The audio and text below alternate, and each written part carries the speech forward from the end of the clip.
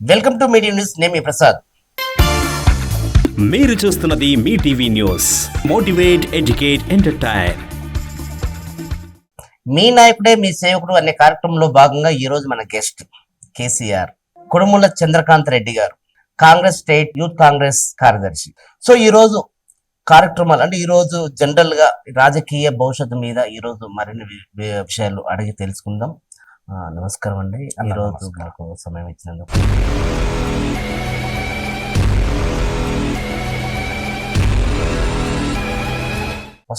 First of all మనం బాల్యం గురించి తీసుకుందాం, ఆ తర్వాత విద్య గురించి.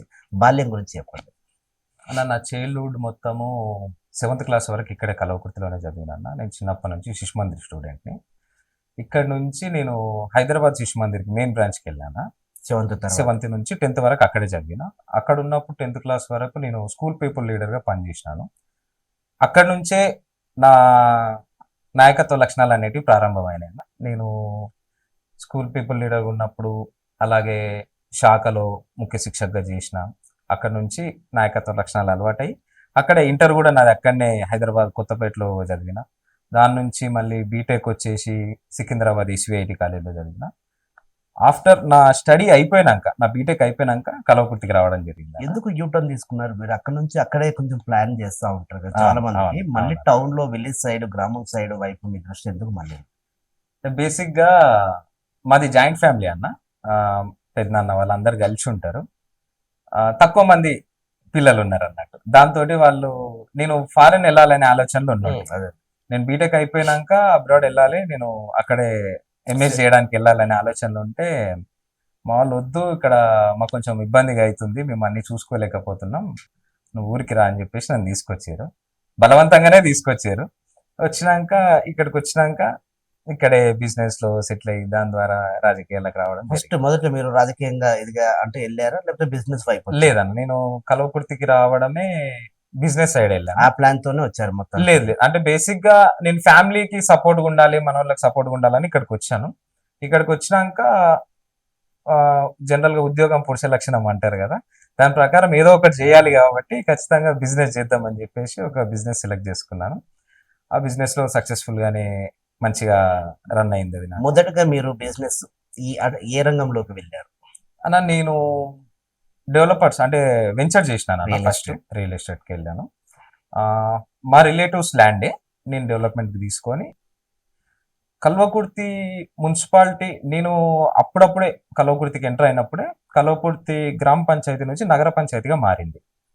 సో అప్పటి వరకు గ్రామ పంచాయతీ లేఅవుట్లు అన్నీ జరుగుతుండేవి, ఇల్లీగల్ లేఅవుట్స్ అన్నీ జరుగుతుండేది.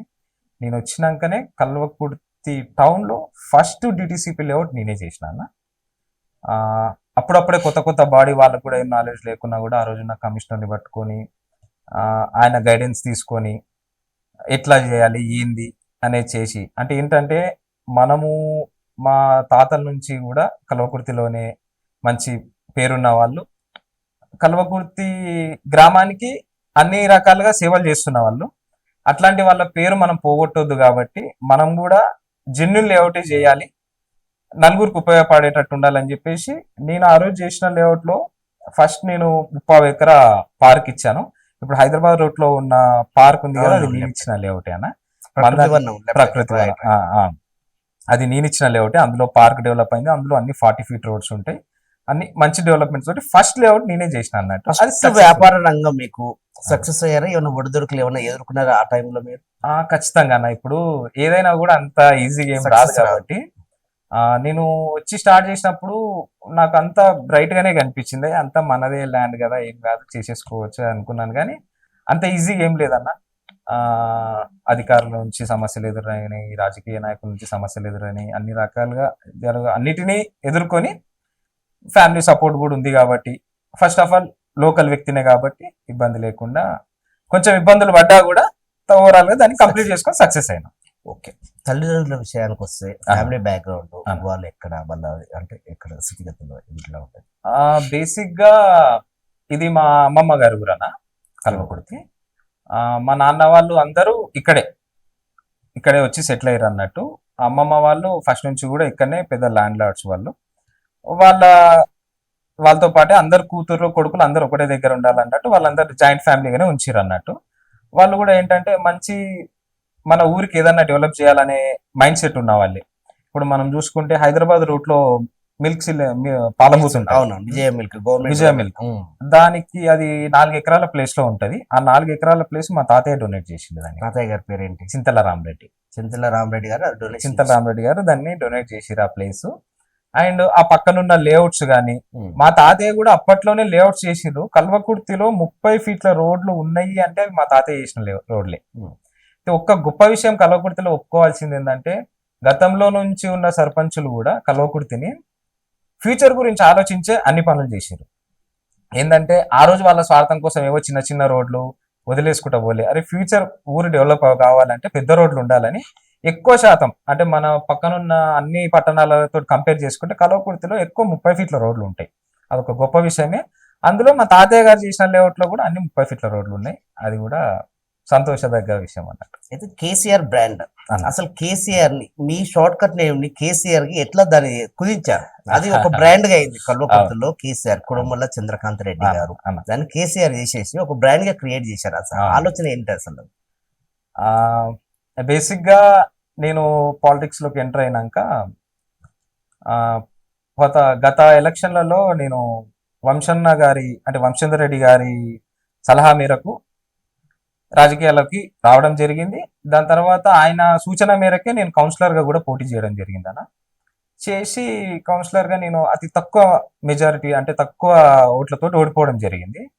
సో దాని తర్వాత నేను విశ్లేషణ చేసుకున్నా, నేను ఎందుకు ఓడిపోయినాను అంటే, నేను చదువుకున్న వ్యక్తినే, ఎట్లాంటి పాజిటివ్ లేదు అంటే నెగిటివ్ ఏం లేదు, ఎట్లాంటి నెగిటివ్ ఏం లేదు మన మీద, క్లీన్ బ్యాక్గ్రౌండ్ ఉన్న వ్యక్తిని. నేను ఎందుకు ఓడిపోయినానంటే, నేను చాలా మందికి తెలియదు, కల్వకుర్తిలో చాలా మందికి తెలియదు. ఎందుకంటే 7th వరకు చదివిన, 7th వరకు పెద్దగా ఎవరు చూసి ఉండరు. ఆ తర్వాత మొత్తం నేను హైదరాబాద్ లో ఉన్నా.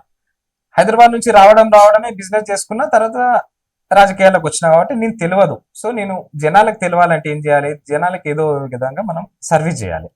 సర్వీస్ చేయడం ఏ విధంగా చేద్దామని చెప్పేసి నాకు అందులో నుంచి ఒక థాట్ ఏమొచ్చిందంటే, అప్పుడు ట్రెండింగ్ లో ఉన్న నేమ్, జనరల్ గా రాష్ట్రంలో ట్రెండింగ్ లో ఉన్న నేమ్ మన ముఖ్యమంత్రి కేసీఆర్ గారిది. సో అది నా నేమ్ కి కూడా రిలేటెడ్ ఉంది, అంటే కుడుముల చంద్రకాంత్ రెడ్డి. సో కేసీఆర్. సో మనం ఏదన్నా నెక్స్ట్ చేసే వ్యాపారాలు కానీ సేవలు కానీ ఈ బ్రాండ్ పేరు మీద చేద్దాం. సో మన పేరు ఉంటుంది, ట్రెండింగ్ నేమ్ ఉంది, 2 రకాలుగా యూజ్ అవుతుంది అని చెప్పేసి ఆ బ్రాండ్ తీసుకోవడం జరిగింది. కానీ మొత్తానికి ఆ నేమ్ తోనే అలచల్ అవుతుంది. సరే, గ్రౌండ్ లెవెల్ లో మీరు పోటీ చేశారు అన్నారు కదా, ఏ ప్రాంతంలో పోటీ, అంటే మీ రాజకీయ ప్రవేశం ఏ సంవత్సరంలో జరిగింది, మీరు ఎంత మెజార్టీ ఓడిపోయారు, గ్రౌండ్ లెవెల్లో మీరు తిరిగి చూసుకుంటే ఎక్కడ అంటే ఐడెంటిఫై చేయలేకపోయారు పబ్లిక్, అది మీరు క్షుణ్ణంగా పరిశీలన అంటే చేసుకున్నారా, దాన్ని మళ్ళీ రెక్టిఫై చేసుకున్నాను. అంటే యాక్చువల్ గా నేను రాజకీయాలకు రావడానికి ముందు నేను ఫస్ట్ ఏమనుకున్నానంటే, ఇంట గెలిచి రచ్చ గెలవాలనుకున్నాను. నేను ఫస్ట్ నా కుటుంబాన్ని సెటిల్ చేసి వాళ్ళని ఒప్పించి రాజకీయం చేయాలని అనుకున్నా.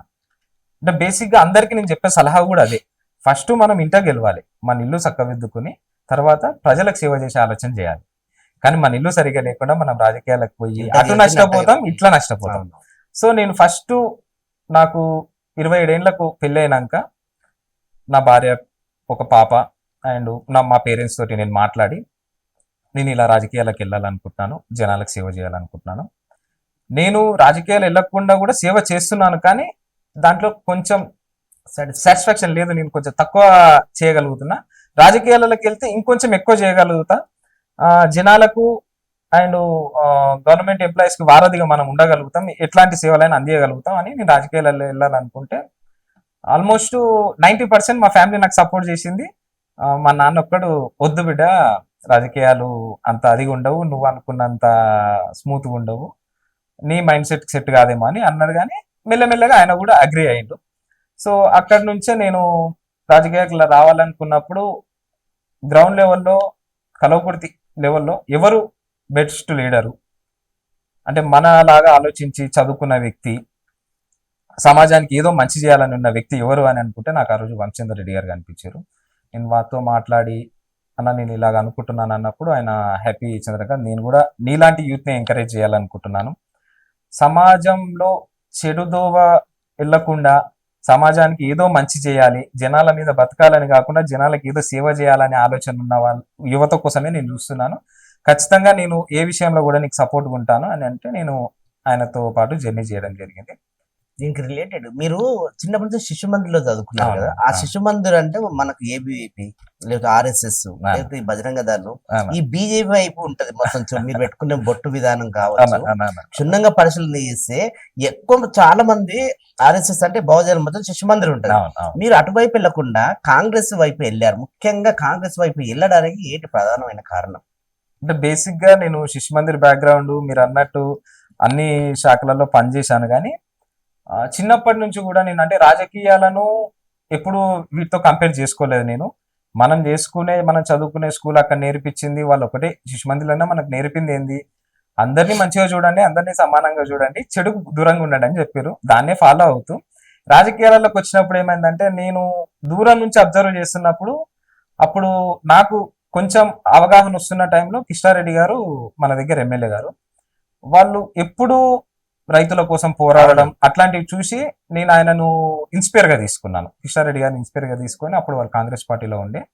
సో అక్కడి నుంచి నాకు కొంచెం కాంగ్రెస్ పార్టీ అంటే అంటే రాజశేఖర రెడ్డి గారు అప్పుడు ఇచ్చిన పథకాలు అవి కూడా కొంచెం అట్రాక్ట్ అయ్యి, ఓకే బెటర్ కాంగ్రెస్ పార్టీ మన రాష్ట్రంలో మంచిగా పరిపాలిస్తుంది అని చెప్పేసి నేను కాంగ్రెస్ పార్టీకి అట్రాక్టివ్ గా ఉన్నాను. దాని త్రూ కూడా మళ్ళీ నేను యాక్టివ్ పాలిటిక్స్ లోకి రావాలనుకున్నప్పుడు వంశచంద్ర రెడ్డి గారు ఇక్కడ ఎమ్మెల్యేగా ఉన్నారు. ఆ అతను కూడా అంటే అతని మైండ్ సెట్ కూడా జనాలకు సర్వీస్ చేయాలి, ఏదో మంచి చేయాలి అనే ఆలోచనతోటే ఉన్నారు అనేది నాకు అనిపించి, మనకు కూడా మనం రాజకీయం చేయనికే పోయినప్పుడు మనకు కూడా మినిమం రెస్పెక్ట్ అనేది ఉండాలి. అంటే ఏదో వచ్చిరు విలువలతో కూడుకున్న విలువలతో కూడిన రాజకీయం చేయాలి, ఆలోచనతోనే మీరు ఇటువైపు ఆ రాజకీయాలు చేయాలని వచ్చినప్పుడు నాకు వంశచంద్ర రెడ్డి గారు కరెక్ట్ అండి, ఎడ్యుకేటెడ్ పర్సన్ అండ్ మంచి నడవడిక ఉన్న వ్యక్తి కూడా అని చెప్పేసి నేను కాంగ్రెస్ కి అట్రాక్ట్ అయిపోయి కాంగ్రెస్ లో జాయిన్ అవ్వడం జరిగింది. ఇప్పటికీ కొనసాగుతున్నారు కాంగ్రెస్. నేను ఆ రోజు నేను పాలిటిక్స్ లోకి వచ్చినప్పుడు బేసిక్ గా స్టార్ట్ చేసి కౌన్సిలర్ గా పోటీ చేసి, ఆ తర్వాత నన్ను టౌన్ ప్రెసిడెంట్ గా ఒక పోస్ట్ వచ్చింది, యూత్ కాంగ్రెస్ టౌన్ ప్రెసిడెంట్ గా.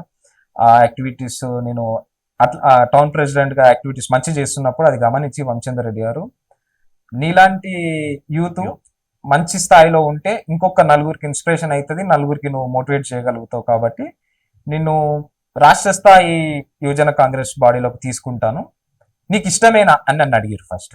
అంటే లేదన్నా తప్పకుండా మీరు అవకాశం ఇస్తే చేస్తాను, అట్లేం లేదు అని ఆ స్థాయి తీసుకున్నాను. ఆ రోజు నుంచి ఈ రోజు వరకు ఆయన ఇచ్చిన పోస్టుకు న్యాయం చేయడం కోసం ప్రతిరోజు కష్టపడుతూనే ఉన్నాను. అంటే నేను ఇంత ముందుకు కల్వకుర్తి టౌన్ లో ఉన్నప్పుడు ఏదైనా ధర్నాలు చేస్తే కల్వకుర్తి పోలీస్ స్టేషన్ వరకు, కల్వకుర్తి ఎంఆర్ఓ వరకు పరిమితం అయ్యేది.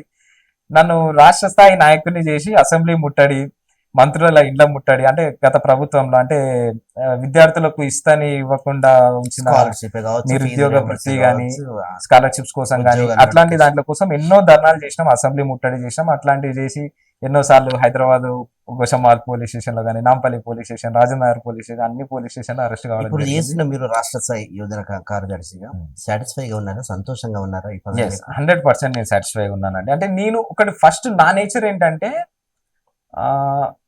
అంటే నేను ఒక చదువుకున్న వ్యక్తి, అంటే నా మైండ్ సెట్ ఎట్లున్నది అంటే, నాకు ఇచ్చిన బాధ్యతను నేను ఖచ్చితంగా చేయాలి. అంటే ఒక జాబ్కి వెళ్ళినా కూడా నాకు ఇచ్చిన ఒక ఉద్యోగం చేస్తున్నాను, ఆ ఉద్యోగాన్ని సాటిస్ఫైగా అంటే కంప్లీట్ గా చేయాలి. అందులో నాదేముండదు, అంటే అంతకు మించి చేసినా పర్లేదు కానీ తక్కువ చేయదు అనే దాంట్లో నేను రాజకీయాలకు వచ్చినాక కూడా నాకు ఇచ్చిన పదవికి ఎక్కడ తగ్గకుండా నాకు శాయశక్తుల అన్ని ప్రయత్నాలు చేసి వాటికి కోసం ప్రయత్నం చేసినాను. నేను వైరా ఇన్ఛార్జ్ గా కూడా ఉన్నాను, ఖమ్మం వైరా ఇన్ఛార్జ్ గా ఉన్నాను, మన గద్వాల్ ఇన్ఛార్జ్ గా కూడా ఉన్నాను, 2 యువజన కాంగ్రెస్ అసెంబ్లీ ఇన్ఛార్జ్ గా ఉన్నాను.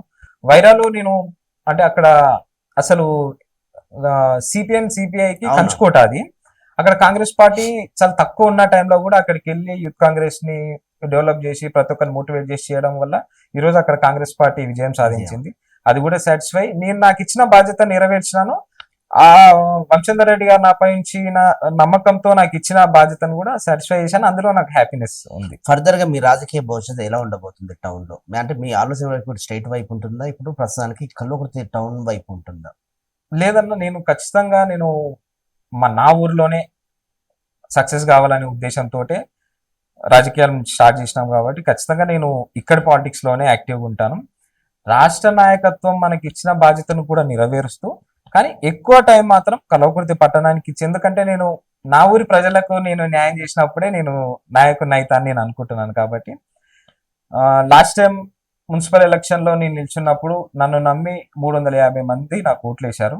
కానీ ఆ 350 మంది ఎవరనేది నాకు తెలియదు. కాబట్టి ఆ 1300 మంది నా ఓటర్లే అనుకొని అందరికీ అందుబాటులో ఉంటూ, వాళ్ళకి ఏ సమస్య వచ్చినా అందుబాటులో ఉంటూ, వాళ్ళకు అన్ని విధాల చూసుకుంటూ, నేను ఒక వార్డుకే పరిమితం కావద్దు, కల్వకుర్తి పట్టణం మొత్తం మన సేవలు అందాలి అనే ఉద్దేశంతో కోవిడ్ టైంలో కానీ మిగతా ఇట్లా ఎవరికైనా ఆపతున్న టైంలో కానీ మనం హెల్ప్ చేసుకుంటూ వస్తున్నాం అన్నట్టు అట్లే ఫస్ట్ నుంచి కూడా. కల్వకుర్తి పట్టణ ప్రజలకి మీరు భవిష్యత్తులో వాళ్ళకి ఇంకా మరింత దగ్గర అవ్వాలంటే ఎలాంటి కార్యక్రమాల ఆలోచన చేసుకుంటూ వాళ్ళకి దగ్గర అవ్వాలనే ఆలోచన చేస్తున్నారు?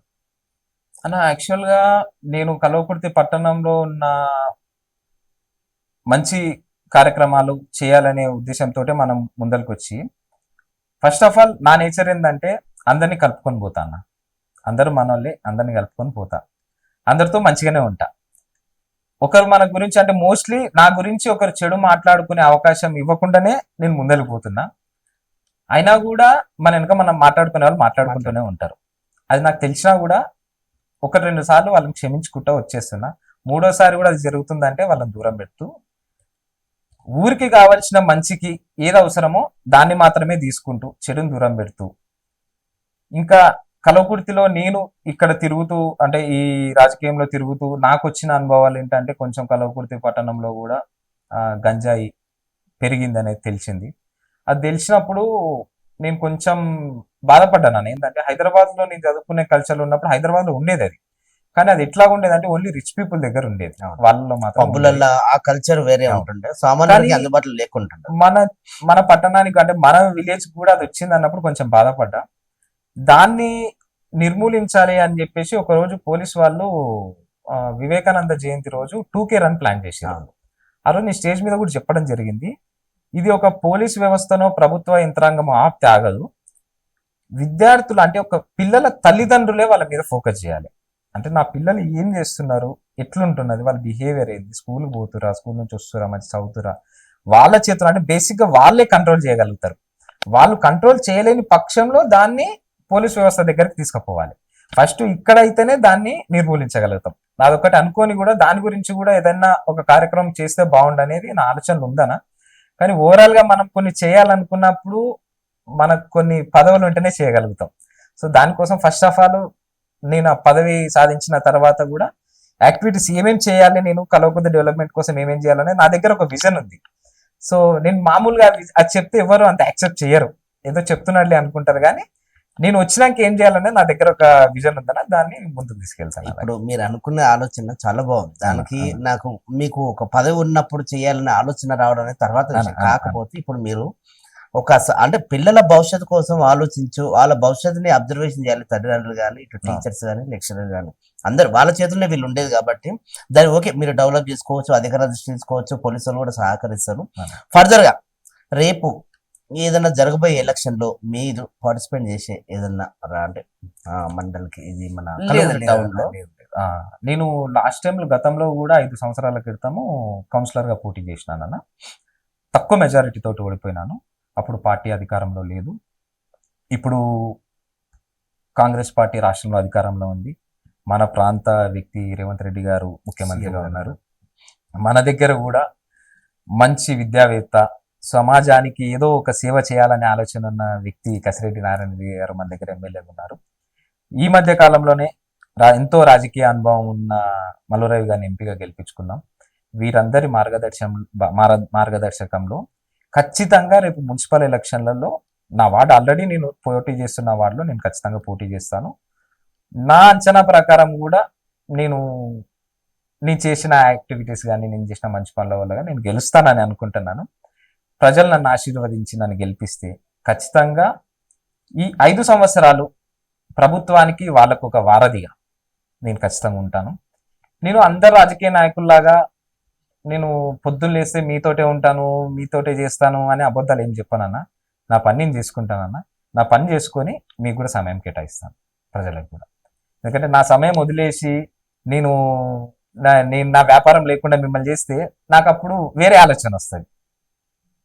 అరే నేను ఏం చేయాలి, ఏదో ఎవరినో మోసం చేయాలి, ఆలోచన ఏం లేకుండా నేను నా బిజినెస్ నేను చేసుకుంటూ మీ నా నన్ను ఓటేసి గెలిపించిన ప్రజలకు కూడా న్యాయం చేస్తాను. ఏ రాజకీయ నాయకుడు చెప్పని విధంగా మీరు చెప్తున్నారు అన్న. ప్రజలకు కానీ పబ్లిక్ కానీ అన్న. ఓటర్స్ కానీ సాధ్యమవుతుందా? ఎందుకంటే మీరు ఫుల్ టైం పొలిటీషియన్ లాగా చెప్పట్లేదు. నేను మీకు ఇంతే చేస్తాను, నా సమయం ఫ్యామిలీ ఎంతనో మీరు అంతా. అవును. అటు బిజినెస్ నాకు 3 వ్యాపారాలు ఉన్నాయి. వ్యాపారము, ఇటు ఫ్యామిలీ, ఇటు ప్రజలు, ముగ్గురికి సమానంగా నేను టైం ఇస్తాను అని చెప్తున్నారు. కానీ మిగతా నాయకులు ఏంది, ఫుల్ టైం మొత్తం మీ దగ్గరనే ఉంటాను, అర్ధరాత్రి ఫోన్ చేయండి, నేను అందుబాటులో ఉంటాను. మీరు ఎందుకు ఇంత డిఫరెంట్ గా వెళ్తా ఉన్నారు? అంటే ప్రజలు యాక్సెప్ట్ చేస్తారా దీన్ని? నేను అనుకుంటున్నానన్నా కాలం మారిందన్న. అంటే గతం ఒకలాగా ఉండే రాజకీయం, ఒక నాయకుడు చెప్తే 100 మంది ఓటర్లు వినే రోజులు. ఈ రోజులు ఎవరింటికి వాళ్ళే నాయకులు. సో మారుతున్న కాలంతో పాటు మనం కూడా మారాలి. ఇవే పాత రోజుల్లాగా నేను అంతా చేస్తాను, పొద్దున్న లేసి మీ ఇంటికానే ఉంటాను, మధ్యరాత్రి మీకు ఆపత వస్తుంటాను, అదంతా ఇప్పుడు అంత టైం లేదు జనాలకు. అంటే ఇంతకుముందు మనం మాట్లాడుకుంటే 80 ఏళ్ళు 90 ఏళ్ళు బతికేవాళ్ళన్న. ఇప్పుడు 60 నుంచి 70 ఏళ్ళు లైఫ్ స్పాన్ తగ్గినట్టే. అన్ని స్పీడ్ గానే జరుగుతున్నాయి. దాంట్లో ప్రాక్టికల్ గానే మాట్లాడుకోవాలి, మనం నిజాలే మాట్లాడుకోవాలి. నాకు జరిగితే నేను ఇది చేస్తాను. నేను గతంలో కూడా మున్సిపల్ ఎలక్షన్ లో పోటీ చేసినప్పుడు చాలా మంది నాకు వచ్చి సజెస్ట్ చేశారు, చంద్రకాంత్ నువ్వు ఇట్లా ఉంగరాలు పెట్టుకోవద్దు, అవి పెట్టుకోవద్దు అని నాకు చెప్పారు. అంటే లేదన్నా, నేను లేదు, నా దగ్గర లేదని వాళ్ళ దగ్గర పోయి నటిస్తే వాళ్ళు నమ్మరు. నేను ఏందో వాళ్ళకి నిజమే తెలవాలి, నేను ఇట్లే ఉంటా, నేను అదే చేస్తాను, నేను మీకు పరిపాలన నేను అందిస్తానని చెప్తున్నాను, నాకు అవకాశం ఇవ్వండి అని చెప్తున్నాను, అంతే. అంటే నాయకుడు ఇలా ఉండాలి, ఇలా ఉండొద్దు అనేది కాదు ప్రజలకు కావాల్సింది. నాయకుడు ఏం చేస్తాడు, ఎంత టైం ఇస్తున్నాడు, మన వరకు ఎంత చేస్తారు అనేది మీ ఆలోచన. స్ట్రైట్ ఫార్వర్డ్ గా వెళ్ళాలి, ప్రజల ముందుకు వెళ్ళాలి. వాళ్ళు యాక్సెప్ట్ చేస్తారా చేయరా అనేది ఒకసారి ఆల్రెడీ ప్రూవ్ అయింది. ఇంకోటి ఇందాక దీనికి రిలేటెడ్ గా నేను ఒకటి అడుగుతా ఉన్నా. ఆల్రెడీ మీరు పోటీ చేశారు కదా, మీకు వచ్చిన 300 నుంచి 350 పైచలకు ఓటర్లు వచ్చినాయి కదా. ఇంకా అక్కడ గ్రౌండ్ లెవెల్ లో మీకు ఎక్కడ లోపం జరిగింది అంటారు మీరు? అంటే గెలకపోవడానికి కారణాలు వెతికారా మీరు? గ్రౌండ్ లెవెల్ సెర్చ్ చేశారా? ఆ లోపం ఎక్కడ జరిగింది తిరిగి రెక్టిఫై చేసే ప్రయత్నాలు ఏమైనా చేస్తున్నారా? చేశానన్నా. అంటే యాక్చువల్ గా నేను ఇందాక చెప్పినట్టు నేను తెలియక, అంటే నేను ఐడెంటిఫై లేక కొన్ని ఓట్లు మైనస్ అయినాయి. రెండోది అధికార పార్టీ ఆ రోజు ఉండడం వల్ల. అంటే నాకు ఆ రోజు నేను పోటీ చేసినప్పుడు 28 ఏళ్ళ వయసు అన్న. నాకు చిన్నపిల్లాడు, ఏం రాజకీయ అనుభవం ఉంటుంది, ఏజ్ ఉందిలే అని అనుకోవడం.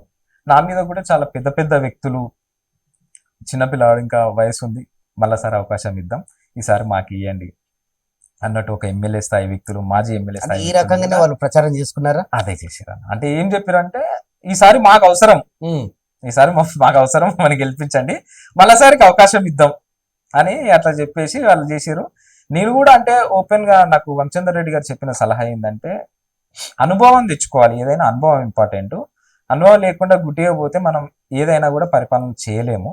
ఫస్ట్ అనుభవం ముఖ్యం కాబట్టి నువ్వు అనుభవం కోసం నువ్వు పోటీ చేయి, గెలుపు ఓటంలో పక్కకు పెడదాం, గెలుస్తాం ఓడిపోతాం, రాజకీయాలలో గెలుపుకోవడం జీవితంలో పాఠాలు ఖచ్చితంగా. నేనైతే అది ఖచ్చితంగా నమ్ముతా. నా ఓటమే నాకు సక్సెస్ నేర్పిందని నేను అనుకుంటా. నేను నిజంగా కౌన్సిలర్ గెలిచినా కూడా ఈ రోజు ఈ స్థాయిలో సేవలు చేస్తుంటేనో లేదు, ఎందుకంటే నేను ఒక వార్డుకు పరిమితం అవుతుంటే నా వార్డు, నా ప్రజలు ఆడనే ఆలోచిస్తుంటేనేమో కానీ ఆ ఓటమి నాకు ఎన్నో అనుభవాలు నేర్పింది. ఈ రోజు కూడా నాతో పాటు పోయిన గత ఎలక్షన్లలో పనిచేసిన ఒక 20 మంది యువకులు, నాకు ఓన్లీ ఆ రోజు యువకులు, ఒక సర్పంచ్ సుదర్శన్ రెడ్డి గారు, మాజీ సర్పంచ్ సుదర్శన్ రెడ్డి గారు, పెద్ద మనుషులలో సర్పంచ్ సుదర్శన్ రెడ్డి గారు, 20 మంది యువకులు నాతో పాటు పనిచేశారు. ఆ 20 మంది యువకులను నేను అక్కడికే వదిలేయకుండా ఆ 20 మంది యువకులకు ఇప్పుడు మీరు అన్న కేసీఆర్ బ్రాండ్ పై కొన్ని సంస్థలు ప్రారంభించి వాళ్ళందరినీ నా సంస్థలలో ఎంప్లాయిస్ చేశాను. అంటే అనుభవం ఉండి కొంచెం వయసున్న వాళ్ళను, అంటే అప్పటికే పెళ్లిళ్ళు అయిన వాళ్ళని వచ్చేసి భాగస్వాములను చేశాను. పెళ్లిళ్ళు కాకుండా యూత్ గా ఉన్న వాళ్ళను మీరు ఎక్స్పీరియన్స్ తెచ్చుకోండి, మీరు తెచ్చుకున్నాక మేము ఏదైనా చేయగలుగుతామన్నా మీకు చేయడానికి రెడీ. అంటే నా పాలసీ ఒకటే అన్న, నేను రాజకీయ నాయకుడిగా వెళ్ళినప్పుడు నేను ఒక్కనే రాజకీయ నాయకుడు ఉండాలనుకోలేదు, నాతో పాటు తిరుగుతున్న నలుగురిని లీడర్లను చేయాలనుకున్నా. నాతో పాటు తిరుగుతున్న వ్యక్తులను అందరినీ కూడా రేపు ఫ్యూచర్ లో వాళ్ళని లీడర్లను చేయాలనుకున్నా. అంటే మీరు ఇందాక అన్నారు మీరు ఉన్న రాజకీయ నాయకులకు డిఫరెంట్ గా పోతున్నారు మీరు, అంటే నిజమే. బేసిక్ గా రాజకీయ నాయకుడు ఇంకో రాజకీయ నాయకుడు తయారు చేయాలనుకోడు, ఎందుకంటే నాకేడ పూట అవుతాడు, కిందనే ఉండాలనే ఆలోచన ఉంటుంది. నాకు అదేం లేదన్న. నేను నిజంగా అంటే చెప్పడం ఏంటంటే జీవితం చాలా చిన్నది, జీవితం చాలా చిన్నది, ఒకటే జీవితం, దాన్ని హ్యాపీగా అందరితో పాటు మంచిగా గడపాలనేది నా ఆలోచన. ఎందుకు మీరు ఇంత ప్రాక్టికల్ వెళ్తున్నారు లైఫ్ ని? ఎందుకంటే జనరల్ గా మీతో పాటు జరిగిన ఒక 10 సంవత్సరాల కింద జరిగిన పిల్లలని ఈ రోజు మీ కంపెనీలో వాళ్ళని ఒక జాబ్ హోల్డర్స్ కావచ్చు, భాగస్వాములు కావచ్చు, ఆలోచన రావడం గొప్ప విషయం. ఇంకో పాటు దాంతో పాటు ఏంటంటే నాతో పాటు తిరుగుతున్న కార్యకర్తలు కావచ్చు, అభిమానులు కావచ్చు, ఎవరైనా ఓటర్లు కావచ్చు, వాళ్ళని నాతో పాటు సమానంగా తయారు చేయాలనే ఆలోచనతోనే ఆలోచన రావడం అనేది చాలా గొప్ప విషయం. కానీ ఏ పొలిటీషియన్ అలాంటి డేర్ చేయడు, అలా విషయం బహిరంగంగా చెప్పడు. మీరు ఏంది ఇంత ప్రాక్టికల్ గా వెళ్తున్నారు అన్న? నేను అంటే రాజకీయాలకు వచ్చినప్పుడే ఆ ఈ రోజుకు ఉన్న ట్రెండింగ్ అంటే ఈ రోజు ఎలా ఉందో రాజకీయం దాని తగ్గట్టే చేయాలనుకున్నానన్న. ఒకటి బేసిక్ గా నా మైండ్ సెట్ అంటే నేను చిన్నప్పటి నుంచి శిశుమందిలో చదవడం వల్లనో శిశుమందిలో మనకు చెప్పిన విషయాలు ఏముంటాయంటే అందరినీ సమానంగా చూడాలి, అందరిలో మంచి చూడాలి, మంచి చేయాలి. అది మన చిన్నప్పటి నుంచి ఆ స్కూల్లో నేర్పించిన దాన్ని అది నా మైండ్ లో చిన్నప్పుడే గట్టిగా పడ్డదన్న. అప్పటి నుంచైనా కూడా దాన్ని కుల మతాలకు అతీతంగా అందరినీ కలుపుకొని అందరు మన ఫ్రెండ్స్ అయినా కూడా అందరు సమానమే అనుకుని ఆ రోజు నుంచి కూడా అదే జర్నీ చేస్తున్నాను. ఎప్పుడు వేరియేషన్ అట్లా ఏజ్ గ్రూప్ లో వేరియేషన్ చూపించలేదు, కులాల పరంగా వేరియేషన్ చూపించలేదు, మతాల పరంగా వేరియేషన్ చూపించలేదు. అందరు మన వాళ్ళే అనుకొని అందరినీ చీర తీసుకొని పోతున్నా. 90% అందరం మనకు కనెక్ట్ అయ్యి నాతో పాటు జర్నీ చేసిన ఎవరు నన్ను వదిలిపోలేదు ఇప్పటి వరకు. అంటే నేను ఆ మంచితనంతో అన్ని చేస్తున్నా కాబట్టి 90% అందరు నాతో. ఒకరిద్దరికి ఏంటంటే మనం పెట్టించిందంటే వాళ్ళు సక్సెస్ కాకపోయి ఉండొచ్చు, కాకపోవడం వల్ల వాళ్ళు హైదరాబాద్ వెళ్ళి వేరే జాబ్ సెటిల్ అయినవచ్చు. కానీ ఓవరాల్ గా నేనేంటంటే నా కోసం కష్టపడ్డవాన్ని నేను ఎప్పుడు వదిలేసుకోవద్దు, నా కోసం కష్టపడ్డవాన్ని నేను గుర్తించాలి. అప్పుడే నాకు విలువ, వారికి సమాజంలో ఒక స్థాయి. ఏ విషయమైనా సున్నితంగా తీసుకుంటా ఉన్నారు కదా, రేపు జరగబోయే పాలిటిక్స్ లో వచ్చే రాజకీయంలో ఈ సున్నితం అనేది అక్కడ వర్కౌట్ అవుతుందా మీకు? లేదన్న, అంటే నేను జనాల విషయంలో సున్నితంగా ఉంటా గానీ నేను కూడా అన్ని రకాలుగా అన్ని అల్లరి చిల్లరి పనులు చేసి అన్ని అంటే అల్లరి చిల్లరి మీన్స్ అంటే నవ్వులపాలయ్యే చిల్లర పనులు కాదు, కానీ ఏ వయసులో చేయాల్సిన పని. అంటే నేను స్కూల్ లెవెల్లో ఉన్నప్పుడు గేమ్స్ లో అన్నిట్లలో యాక్టివ్గా ఉంటూ, ఆ తర్వాత ఇంటర్కి వచ్చినాక వివిధ కాలేజ్ లీడర్స్ కానీ లేకపోతే ఏవైనా యాక్టివిటీస్ కానీ చిన్న చిన్న అల్లరి చిల్లర పనులు కూడా అన్ని చేసుకుంటూ నా వయసులో చేయాల్సిన పనులు చేసుకుంటూ వచ్చాను. ఇప్పుడు ఇక్కడికి వచ్చినాకంటే నేను కల్వకుర్తికి వచ్చినప్పుడు నేను ఒకటి ఏమనుకున్నానంటే మన తండ్రులు తాతలు కల్వకుర్తిలో ఒక మంచి సేవ చేసి మంచి పేరు తెచ్చుకొని ఉన్నారు. ఆ పేరుని మనం ఖరాబ్ చేయొద్దు అనే ఉద్దేశంతో మంచి పాలిటిక్స్ చేస్తున్నాను. అందరు కూడా అదే విధంగా దాన్ని రిసీవ్ చేసుకుంటారని అనుకుంటున్నాను. సంతోషం అన్న. ఇక చివరగా అంటే మీకు ఇంకో కోణం ఉంది, మానవత్వ కోణం. మిత్ర ఫౌండేషన్. ఆ మిత్ర ఫౌండేషన్, ఆ నేమ్ అనేది మిత్ర అంటే కేవలం మిత్రులతో కూడుకున్న ఈ ఫౌండేషన్ ఏర్పాటు చేసుకున్నారా మీరు? అంతే అన్న. అంటే బేసిక్ గా నేను హైదరాబాద్ లో చదువుకుంటున్నప్పుడు నాకు హైదరాబాద్ లో ఫ్రెండ్స్ అంటే ఎక్కువ మనము ఎక్కడికి పోయినా కూడా మన ప్రాంతీయం అంటే మనము హైదరాబాద్ పోయినా కూడా మన ఊరోడు అనే ఒకటి అది ఉంటది కదా, మన ఊరోళ్ళం ఎక్కువ మందిని కలిసి ఉండేది అన్నట్టు. కలిసి ఉండి అందరూ మంచి కాలేజీలలో చదువుకొని ఒక్కొక్కరు సాఫ్ట్వేర్ గా, ఒకరు అడ్వకేట్ గా, కొంతమంది అబ్రాడ్ వెళ్ళి ఫారెన్ లో సెటిల్ అయిన వాళ్ళు అందరు మన ఏజ్ గ్రూప్ వాళ్ళు అందరూ ఉన్నారు. సో ఆల్మోస్ట్ చిన్నప్పుడే నాకు శిశుమందిర్లో బీజం పడ్డట్టు మిగతా వాళ్ళందరూ కూడా అదే బీజం, అదే మైండ్ సెట్ ఉంది. అంటే ఇప్పుడున్న ఈ మిత్ర ఫౌండర్స్ మొత్తం శిశుమందిర్ బ్యాచ్ 70% శిశుమందిర్ వాళ్ళేనా, మిగతా వాళ్ళు కొంతమంది ఇంటర్ కాలేజీలో పరిచయమైన వాళ్ళు కానీ అందరు కల్వకుర్తి వాళ్ళు ఎక్కువ శాతము.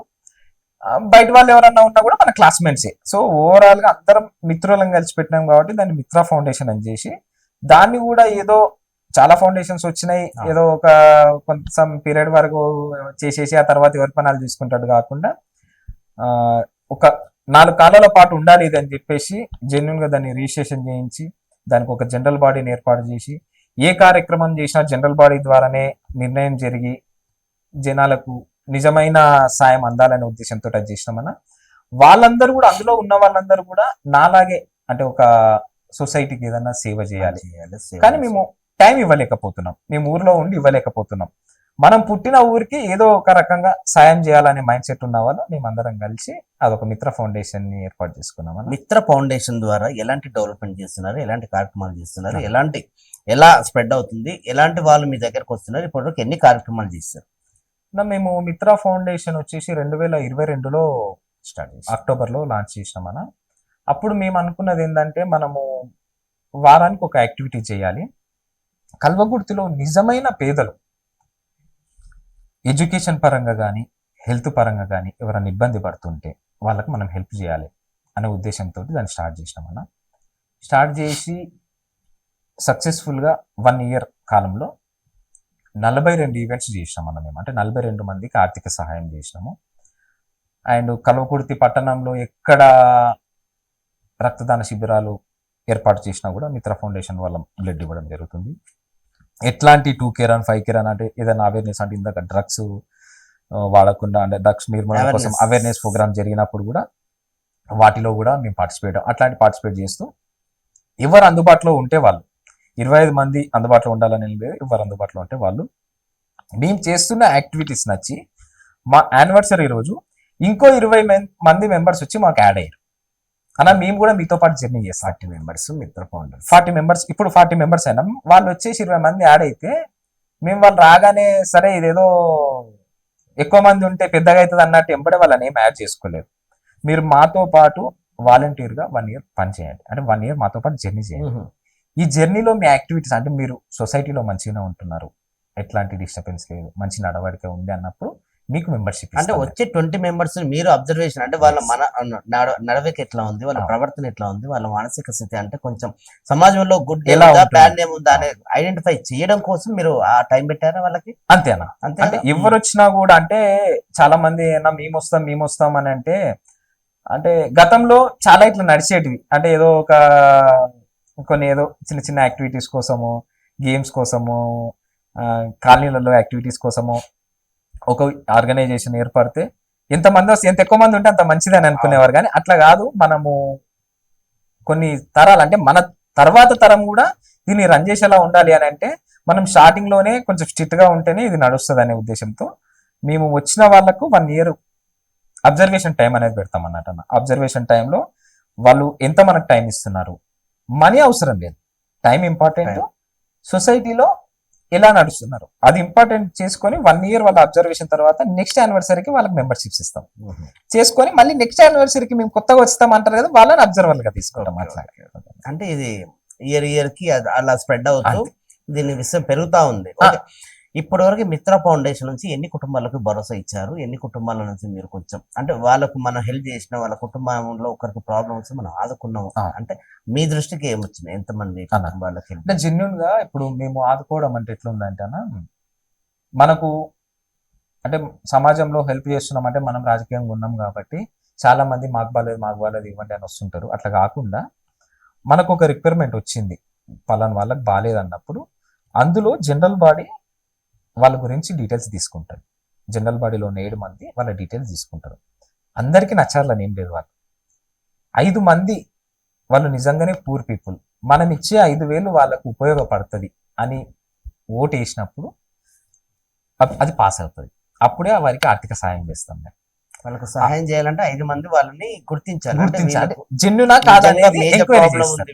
నిజంగానే వాళ్ళకి ప్రాబ్లం ఉంది, లేదు వీళ్ళకు మనీ తోటి పని కాదు, మనం ఇలాగా ఒక హాస్పిటల్లో చెప్పి చేయించగలుగుతాం అంటే ఆ విధంగా అంటే వాళ్ళకి ఏ విధంగా మనం జెన్యున్ గా హెల్ప్ చేయగలుగుతాం అంటే ప్రతిదానికి మనీ అని కాకుండా ఇప్పుడు వాళ్ళకు మనం చెప్పి ఒక హాస్పిటల్లో చేయించగలుగుతామా, లేకపోతే కొన్ని ఫ్రీ ఇప్పుడు ఒక అతను మందుకు బానిస ఇబ్బంది పడుతుంటాడు, రీహాబిలిటేషన్ పంపించడం అట్లాంటి దాంట్ల కోసం ఈ 7 మంది అనేది ఎంక్వైరీ చేస్తారు అన్నట్టు. ఎంక్వైరీ చేసి దాన్ని జెన్యున్ గా తీసుకున్నాకనే మేము వాళ్ళని ఏదైనా ప్రాపర్ గా చేసుకొని వాళ్ళకు ఆర్థిక సాయం కానీ మనసుకి ఏదైనా ప్రాబ్లమ్స్ ఉన్నా కానీ వాళ్ళని మీరు ఈ మిత్ర ఫౌండేషన్ ద్వారా వాళ్ళకి ఏదైనా మీరు హెల్ప్ చేస్తున్నారు.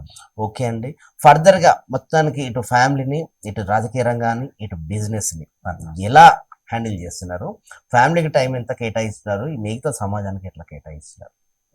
మోస్ట్లీ నేను అంటే బేసిక్ గా నాకైతే ఎర్లీగా అంటే ఉదయమే లేచే అలవాటు అంటే నేను చిన్నప్పటి నుంచి కూడా యాక్టివిటీస్ లో ఉండడం వల్ల రోజు కొద్దిసేపు ఎక్సర్సైజ్ చేసుకోకపోతే నాకు సాటిస్ఫాక్షన్ ఉండదు అన్నమాట.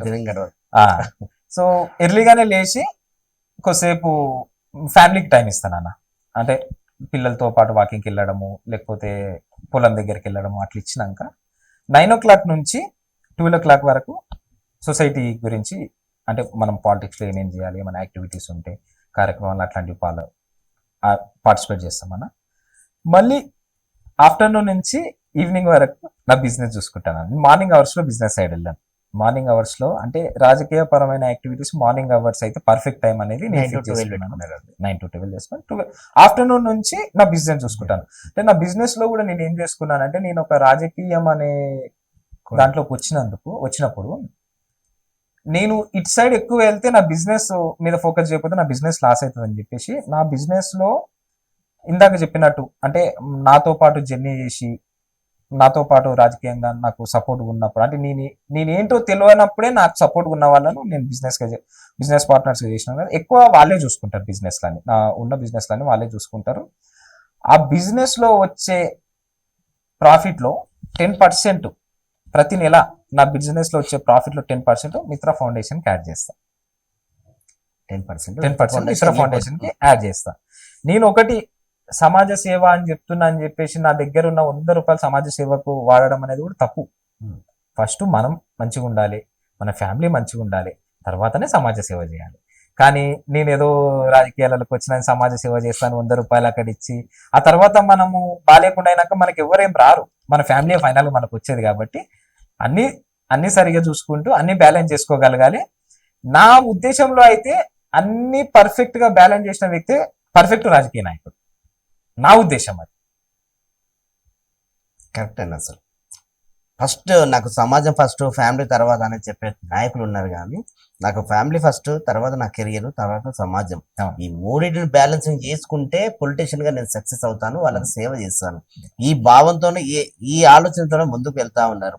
ఓకే, ఆల్ ది బెస్ట్ అన్న. ఫైనల్ గా ప్రభుత్వం ఏర్పడ్డది, మనకు ఎమ్మెల్యే ఉన్నాడు కాంగ్రెస్ నుంచి. రీసెంట్ గా పార్లమెంట్ ఎన్నికల్లో కూడా భారీ మెజారిటీతో మల్లిరావు గారిని గెలిపించుకున్నారు. ఓవరాల్ గా ప్రజలకు మీరేం చెప్తారు? ముఖ్యంగా అయితే మన కల్వకుర్తి ప్రాంతానికన్నా నేను అనుకుంటున్నాను మన ప్రాంత వ్యక్తి ముఖ్యమంత్రిగా గెలిచారు, మంచి వ్యక్తి మన దగ్గర ఎమ్మెల్యే గెలిచారు, మంచి రాజకీయ అనుభవం ఉన్న వ్యక్తి ఎంపీగా గెలిచారు. కాబట్టి ప్రజలు రానున్న ఎలక్షన్లలో, లోకల్ బాడీ ఎలక్షన్లలో కాంగ్రెస్ పార్టీకి మంచి అవకాశాన్ని కల్పిస్తే మీకు మీ కాలనీ అభివృద్ధికి తోడ్పడడానికి మంచి అవకాశం. అంటే మనము అధికారంలో ఒక పార్టీ ఉండి మనం ఇంకో వ్యక్తిని గెలిపించి మన కాలనీ అభివృద్ధి చెందదు.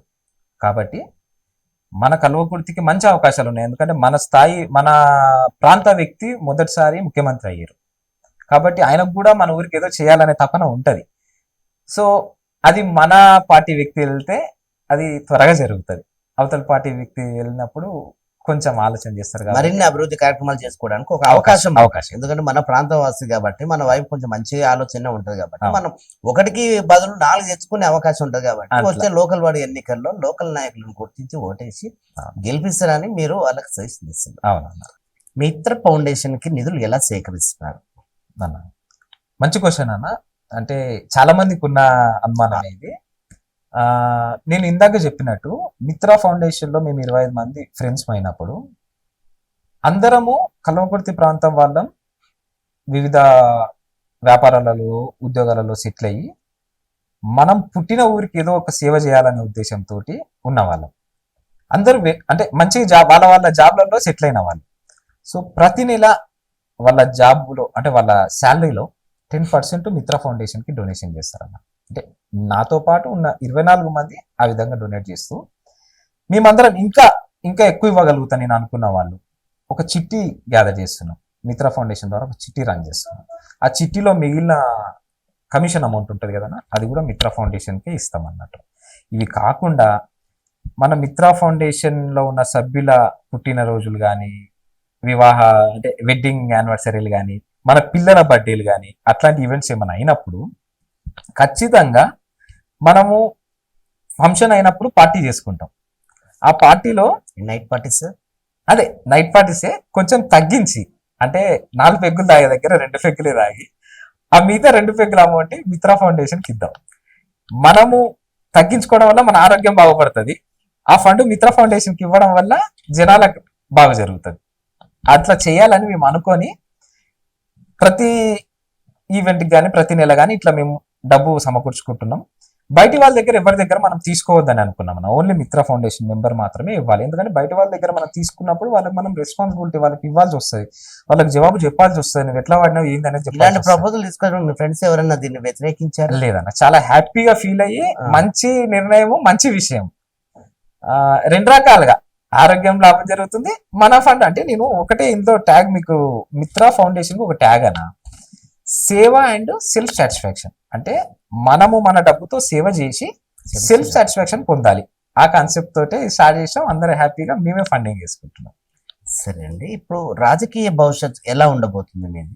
ఫ్యూచర్ లో మీరు చేసే ఏదన్నా ఆలోచన ఎలా ఉంది అన్న అంటే మంచి క్వశ్చన్ అన్న. రాజకీయాలలో మీరు రేపు రాజకీయాలలో గెలిచినాక ఏం చేయాలని అడుగుతున్నారు అన్న. ఒకటి, గతంలో కూడా మాకు రాజకీయాలతో సంబంధం లేకుండా కూడా మా కుటుంబ సభ్యులు ఎన్నో డొనేషన్స్ చేశారు. అంటే పాల బూత్కి 4 ఎకరాల పొలం కానీ, ఆ వెంచర్లలో అక్కడక్కడ ప్లాట్లు కానీ, పార్కులు కానీ అవన్నీ ఉన్నాయన్న.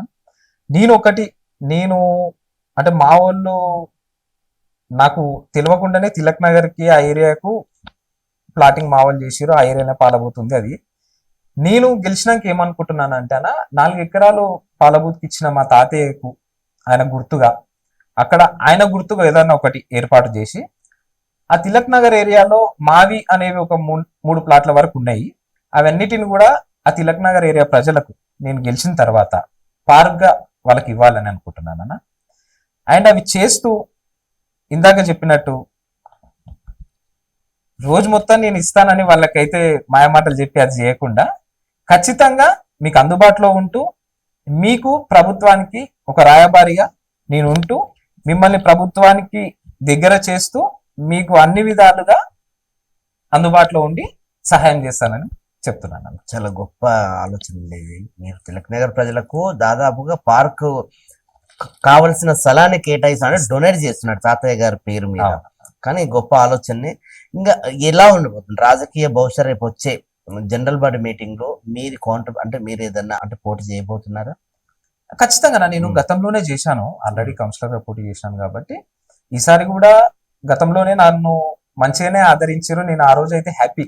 గెలుపోవడంలో పక్కన పెడితే నాకు వచ్చిన ఓటింగ్ కి నేను హ్యాపీగా ఫీల్ అయినా. ఈసారి ఇంకా మంచిగా ఆదరిస్తారు, మన ప్రభుత్వం ఉంది కాబట్టి ఇంకొన్ని మనం చేసుకునే అవకాశాలు ఉంటాయి. నా ఉద్దేశం అయితే ఇక్కడి నుంచో ఏదో తీసుకోవాలని ఏం లేదన్న.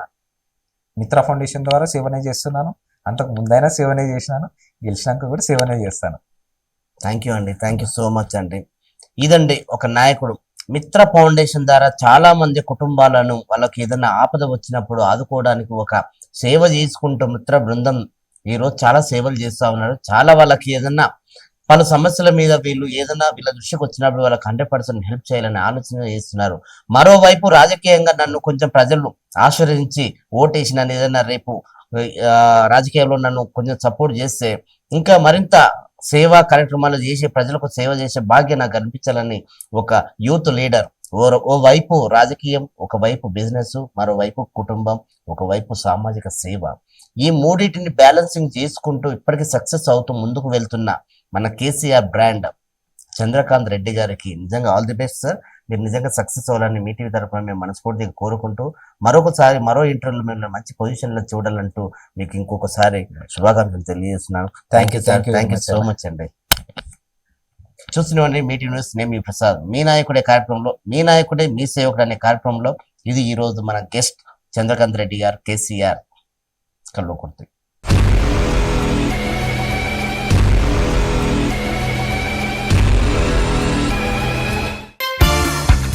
మీరు చూస్తున్నది మీ TV news. Motivate, educate, entertain.